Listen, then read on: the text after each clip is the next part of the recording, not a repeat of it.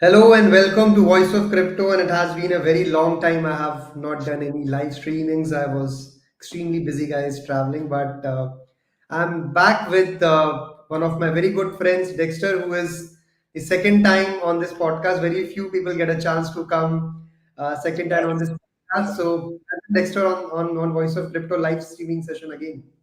Yeah, appreciate you, man. I appreciate you having me, and I appreciate the support that you always have for any of my projects. So, anytime you need me on air, I'll be more than glad to come on air. Amazing, amazing, Dexter. So Dexter has been a very big supporter of Voice of Crypto, and we have been working together from a very long time.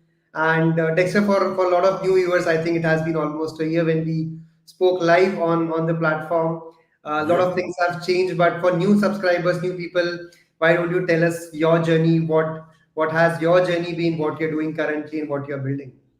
No, sure. It's not really fair if we just jump in the middle of where we are now because there could be a lot of new viewers, new listeners from last year till now. So let me give you a brief background of myself. I've been an entrepreneur for 21 years, and I've always believed in ownership because once you own it, then you can control it. And I've always known that if I can own a company, then I can provide jobs. Then I could change the price of wages. Then I could, give people less hours or longer hours. You have more control into who you can actually help. So, entrepreneurial from a very young age. Started off in music, went into clothing, but more recent in say I believe in 2020, back end of 2019. I got into cryptocurrency, and I have to thank my mentor, Gary Vaynerchuk. I've been following him for like 9 years, and yeah, he actually follows me back as well on Twitter and on Instagram. It was him that made me get into cryptocurrency. And it was very, very strange because I don't believe I got into crypto for crypto. I got into crypto because the only way to get a Gary V friend NFT was if you had crypto, which was Ethereum. So I fell into crypto because I needed to use it to purchase something, which actually blew my mind because that was when I started to study finances. And it made me heavily realize that a piece of paper which says I promise to pay the bearer that a sum of, it's the exact same thing as a doctor's subscription, a doctor's prescription. That same piece of paper is like money because if you bring it to the chemist, they give you a product. So I felt the same with, so if I give crypto, I give my money to crypto, then I can get involved in this Gary V thing. So crypto wasn't my focal point. It was just a use case. It's the same as what money is, a medium of exchange to get this NFT. And for those of you that don't know, NFTs are non-fungible tokens, but we'll get a little bit to that. So that's how I first got into cryptocurrency. I was a huge fan of Ethereum. Purchased quite a bit of it in the early 2020s, as I said. I was very, very, I wouldn't say lucky, I would say fortunate to be positioned in the right space at the right time because I was able to make quite a bit of money from the NFTs that I purchased from the VFriends community. However, on the back end of it, for those of you that are in crypto, know that in 2020, the crypto or 2021, the crypto space crashed, you know, and we've been in a bear market ever since. So I didn't really get upset about losses or about being in a bear market or believe crypto was a scam. I used it as a time to study crypto. And that's when I started to realize that cryptocurrency is a currency. It is a digital asset, and it now is a asset that is one of the five major assets in the world. It's actually become an asset group, digital currency. So yeah, that's like the beginning part of how I got into crypto. And then ever since then I've kind of never looked back in terms of studying the future of where we're going with technology um, altogether. You know, technology is a very broad word.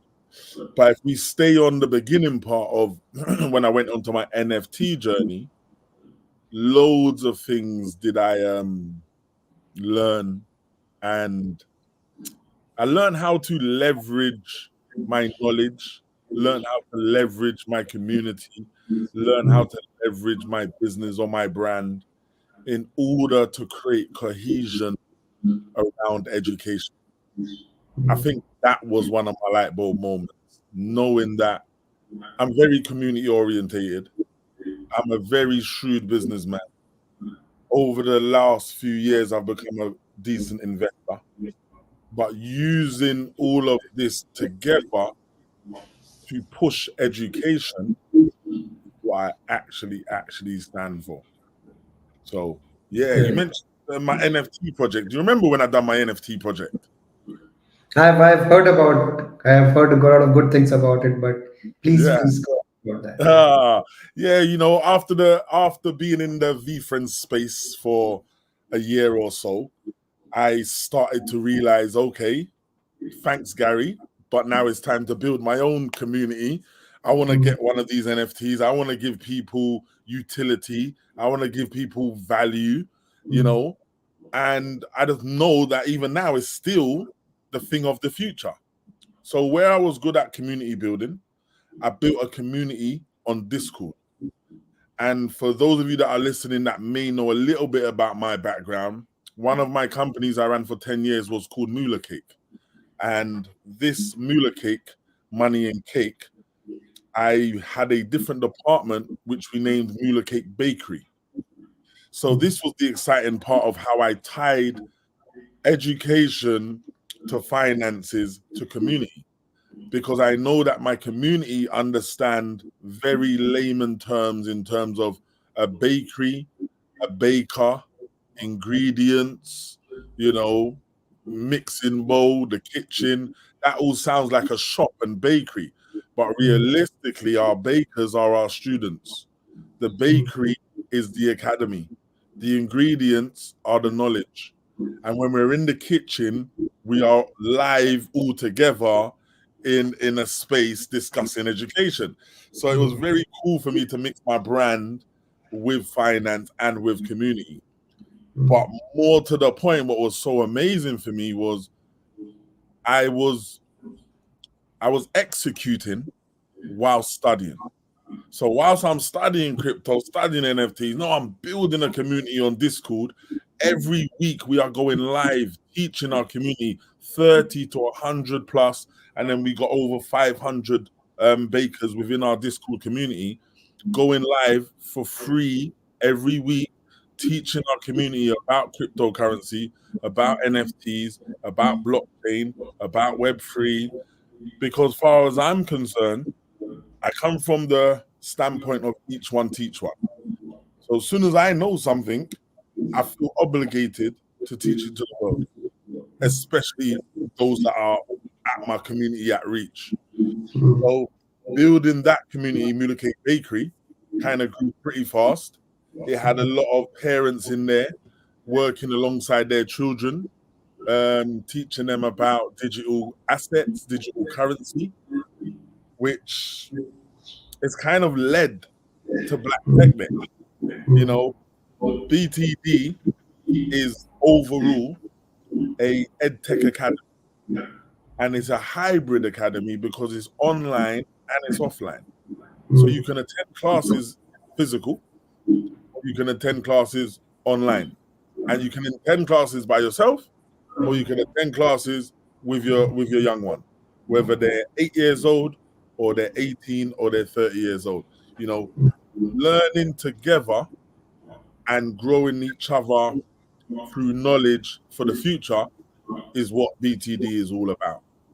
So So we'll come to BTD and in just a minute. yeah, Before moving to that, Dexter, you spoke about educating yourself during this bear market, and you spoke very passionate about you're very passionate about community. So tell us yes. your background of how you got into education and how you are mixing, because that's a unique combination which takes care of all the Web3 ethos of Yeah, community networking. So tell us more about that. How this all started, and how you have been taking this forward, both community and education together. yeah, no, it's a good question. It's because, we don't usually see business and education. We don't usually see community and finance. We Hmm. don't usually see, these kind of mixes. So They're I think opposites it's usually. If you see in a normal business world, as a businessman, I would not like to teach all my secret sauce to somebody else. But you it's talk, but exactly how that. you So, this helps. and that's why sometimes I actually find it hard, which a lot of people cannot relate to because they are not in my position of Mm, ownership. So, me being the CEO, the founder, and the forefront runner, I want to preach and teach ownership, starting your own business, investing. But at the mm, same time, my companies, oh, I need workers, I need staff, I need people who don't want to be the boss, who don't want to be the founder. So it's mm, very hard me sometimes pushing entrepreneurship, when really to run a good business, you need a good team. You need good communication. You need all these skills that you may have as a person, but because you're listening to me say entrepreneurship, start your business, you think it's good to start a business and not don't know how hard it is to run a business. So it's very tricky sometimes when I'm trying to promote who I actually am mm, and I'm trying to promote what I believe most people can achieve. You know, the crossover came from understanding that everybody doesn't learn the same. And I mm, think being in the UK, especially within the schooling system and the education system, which is in college, school, university, was very apparent now. So it's not secret no more that the way of studying, which is a classroom setting, which is one way dictatorship, which is everybody gets taught through a textbook. We have now seen the outcome over the last 10 years of those type of teachings. It doesn't work for everybody, especially now that we are heavily into the social media and digital world. The old way of teaching and the old way of consuming has nearly totally gone out the window. So mm, it is upon us and it is up to us to change the way that we are teaching and we are absorbing or consuming to fit with who we now are as people, not who we used to be as people, or how our parents used to be. No, we're talking about now. How do you function when every minute you want to pick up your phone? mm, How do you function when you only can concentrate for 5 seconds? So now we need new ways of teaching and adopt new ways of learning. I always say to people, you must study how you best learn. mm, To you, you mm, must study that. How do you like learning? Do you like learning just listening? Do you like mm, learning being spoken to? Do you like learning watching a film, of watching a video? Do you like learn? How do you like learning in a group, by yourself, online, in person? So what I am now trying to build is exactly that. New ways of learning, new ways of communicating, new ways of understanding, but most importantly, the financial literacy, which is the foundation of an employer, an employee, a business owner, a parent. All of these things have finance. And if you don't have financial literacy, unfortunately, you're going to end up on the poor side of life, because poor only means mentality. How do you spend your money? How do you make your money? This determines your way of life. So I've come from an unfortunate background, like very harsh, very hard.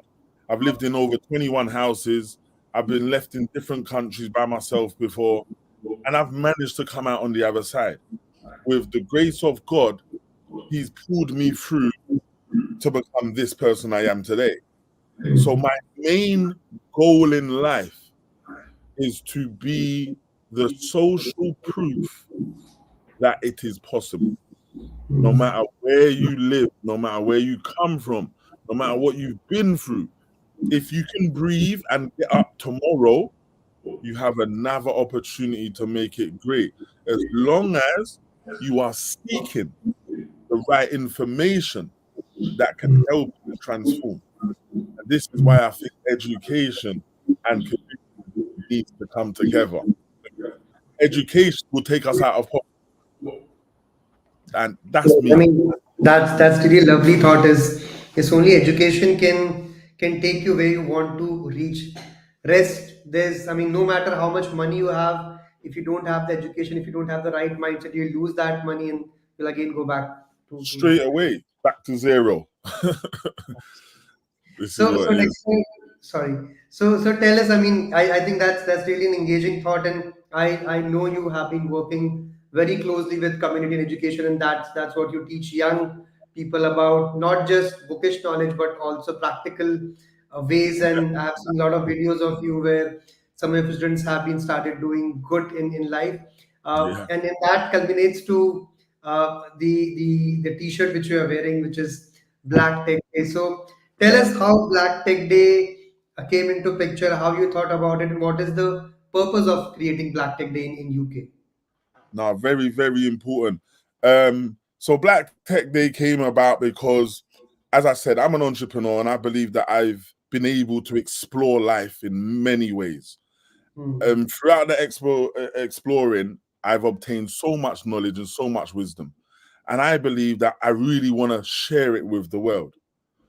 One of the things I found is throughout my journey on going into these spaces, into these rooms, into these events, and I Hmm. won't be scared to name them because they're known events that change people's lives, that you can meet the right person there and you can go in a different direction.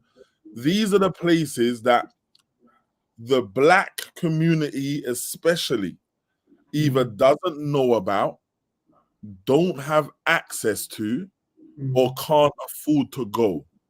Hmm. So how does Black Tech Day come about? I, I was a guest speaker at NFT London. The Hmm. tickets was £2,000. I Hmm. was quite shocked. Then I was a guest at London Tech Week. The Hmm. tickets was £300 and £500. I'm thinking, okay. And then Hmm. I went to EGX. The tickets was sold out in 1 minute. Comic Hmm. Con tickets sold out in what? So when I've gone into all these places that I believe they're great places. They're the Hmm. places I think a lot of our children and a lot of us should be, because this is where the new stuff's happening. You're up to date. But unfortunately, I go in there, I feel, me, someone with knowledge, I feel uncomfortable. I don't know why. The only thing I could think of mainly is because I'm Black. And it's Hmm. not a hidden factor. We're Hmm. not saying even people in there are racist. Hmm. No, they're just not used to seeing Black intelligent people, especially in their environments. So Hmm. when I've gone in these places, I feel quite alone. I feel that maybe my voice won't get heard. I feel that I'm walking around trying to make friends, Hmm. very difficult. Or I have a great business, a great idea, and people not really interested because I'm maybe not getting the recommendation. So I'm Hmm. thinking, okay, if I'm getting treated like this and I'm Hmm. somebody in life, I proper believe I'm somebody, I've achieved a lot. Hmm. How does the average Black person from Hmm. Brixton or Croydon or Hmm. Peckham, how do they feel if they want to be invited to these places, or Hmm. if they did have access to these places? So my thing is, let's not wrong the people putting on the event. Let's not wrong the people attending these events. Let's not wrong nobody. Let's do for ourselves. Let me emulate what they're doing and bring it to the heart of the community at Mm, an affordable, accessible rate. That's what's important to me. Making sure that you have access to education and knowledge at an affordable, accessible rate. I'm not saying everything should be free because mm, everybody think I'm just a community leader and everything should just be free. I mm, try to explain to them that I know you see me as an mm, individual, but as an individual, I run 5 organizations. mm, And why I run them is because I can't be all one thing. So my food bank, that's charity, that's community, nearly mm, free. Ooh. My children's holiday club, that's community, that's mm, free. Send your children there. My clothing line, that's business. That's like, do you want to look nice? You buy this, you know? mm, In our BTD, this is education and technology at a high level. So mm, it can't be free, but I'm not going to charge you hundreds of thousands. But mm, then the last one is, which is my most annoyance to date, is being able to have access to me and want to have my knowledge for free. You want my time for free, and you are demanding it. And it just feels outrageous to me when I want to be helpful. I want to be caring. I want to be down to earth. But mm, unfortunately, I am really the CEO of these companies. And you mm, don't really get to meet CEOs. So how come you're demanding my time? Because I'm being nice, you know? So that is it in a nutshell in terms of mm, how did that day come about? Me experiencing all of the life I want to experience and not feeling very welcomed. So I believe let me create our own in our own areas at our own affordable prices. Not saying it's easy, but that's what Black Tech Day is all about. mm. And Amazing. I last, really like the thought no, of sorry, and lastly, to add on top of it, to make sure everyone gets this clear, Black Tech Day is not only for Black people. mm, Is to make Black people feel mm, comfortable that mm, they know this is for them, mm, but everybody else is welcome. But I mm, just want my Black people to know there mm, is something out there for you. It's right mm, here. mm. So yeah, I wanted to So mention it's that. about making them feel comfortable, making them feel asking questions, making them learning. And I can resonate with your thought of a lot of time when you go to these events, irrespective of you are self-confident, you are self-aware, you have done something, but it's maybe the kind of setup which that creates. It creates a persona in which you feel that you are not in Little. place. Yeah, yeah. So Yeah, that happens. That's that a happened. common. And imagine what we're saying. We are intelligent and we nearly feel like that. So the average person, they're gonna feel like, nah, I don't belong here.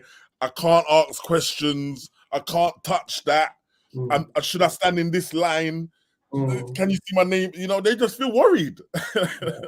No, I completely resonate because it's a thought which I also think a lot of time. I have studied hotel management. I have worked in five stars for 2 3 years, and still when I go to five star, and then I start feeling is that what is happening from a guest's point of view. A lot of time they also feel uncomfortable. So what is the way in which you make them comfortable? And I think that's a really good start of Black Tech Day. And last year it was a huge success. It Lot of was it. interesting people came, and we really had 2 days of good education plus partying and meeting Yes. interesting people. And this year it's going to be even bigger. So tell us what all is happening this year, for what all we can expect in 2024. Great, great, great. You know, first of all, I just want to say thank you for everybody that came last year, everybody that supported it and made it happen because it was very strenuous being my first time doing it. And Mm, as a leader and an entrepreneur, we're very driven and passionate about creating something that's in our mind and no one understands it. So to be able to execute it, I felt over the moon. You know, it was across 4 floors of a renowned known university, London Southend University. We took over the whole university across 4 floors. We had 48 guest speakers, we had sponsors, we had families. And that's another thing. A lot of these events, they're not family orientated. So the parents who's got children, whether they're 5 or 15, they don't feel that they can bring their child. So that's what also is different with Black Tech Day as well.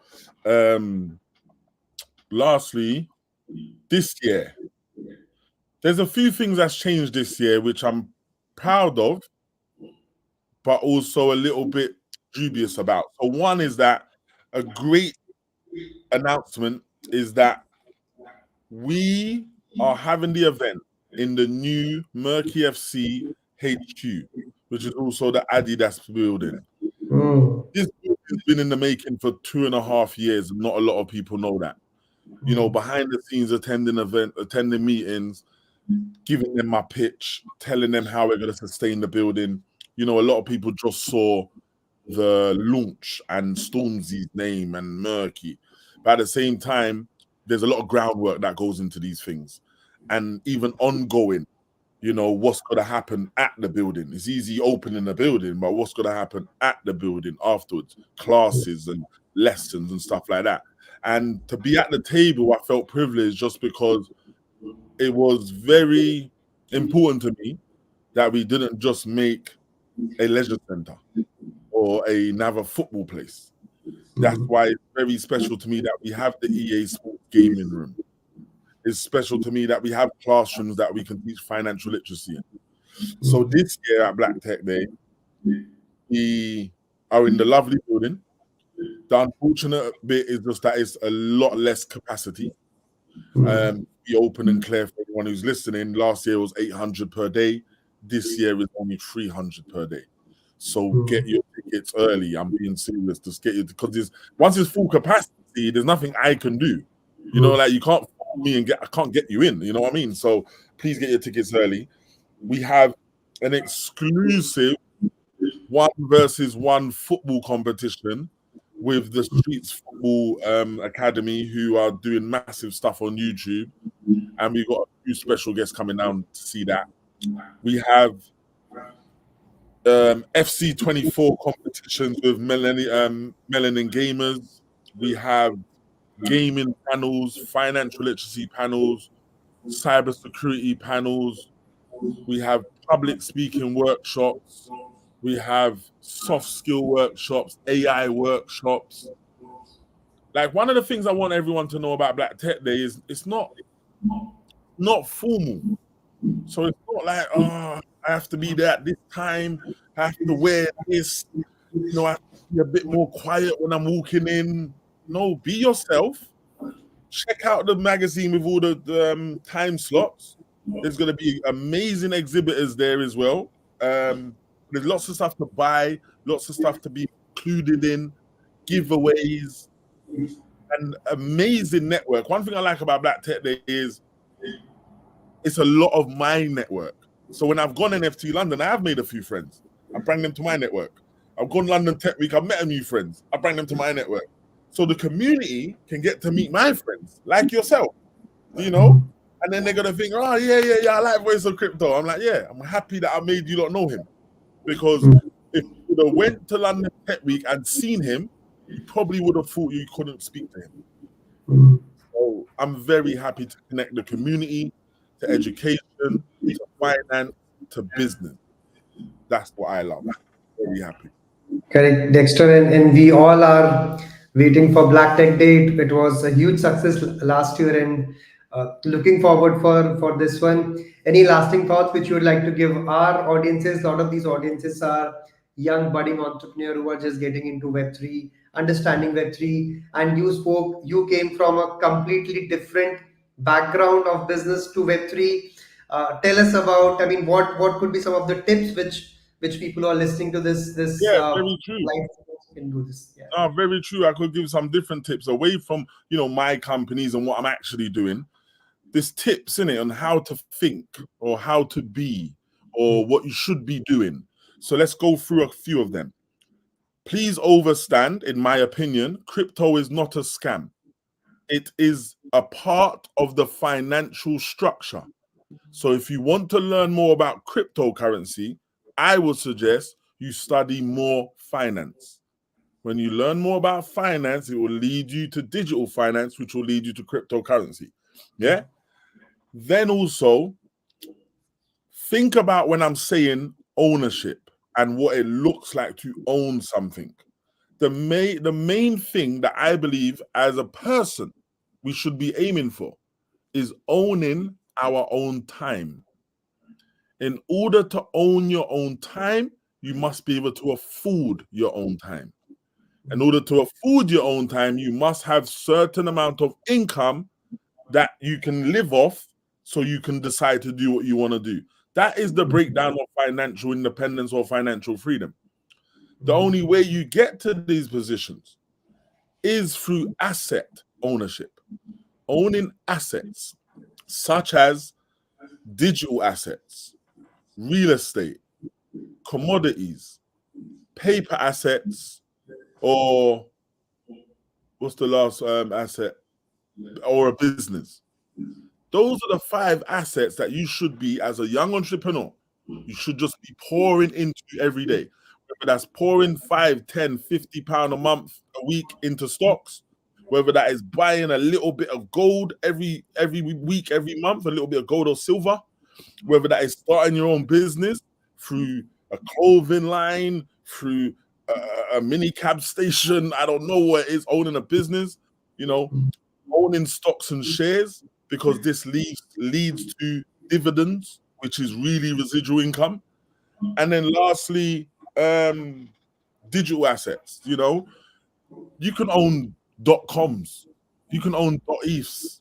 That's a digital asset, and someone will buy it off you in the near future if the name's good enough. So I really believe that in today's day and age, it's easier, because it's not easy, it's easier to become an entrepreneur because there's more new stuff that older people or older generations never had an opportunity to do. Like, I mean, this technology here, this thing called phone, iPhone, this is camera, computer, video camera, radio, email, filofax, fax machine. Like, it's everything. So study your phone, study the things on your phone, because it can set you free. As a young entrepreneur, the only thing stopping you mainly is you. Work on you. Work on your health so you can feel better, you can look better, you can move better. Work on your knowledge so you can make more better decisions and be involved in things earlier.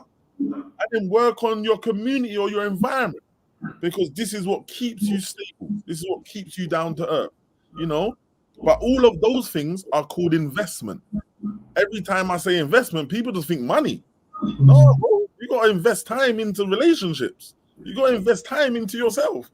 You got to invest time and knowledge in order to get results. So, yeah, it's last thing I can really say. It's not a marathon. Please, it's not a marathon. As much as TikToks are 3 seconds, you cannot start a company and get rich in 1 month. And you can't start a company and be on and off.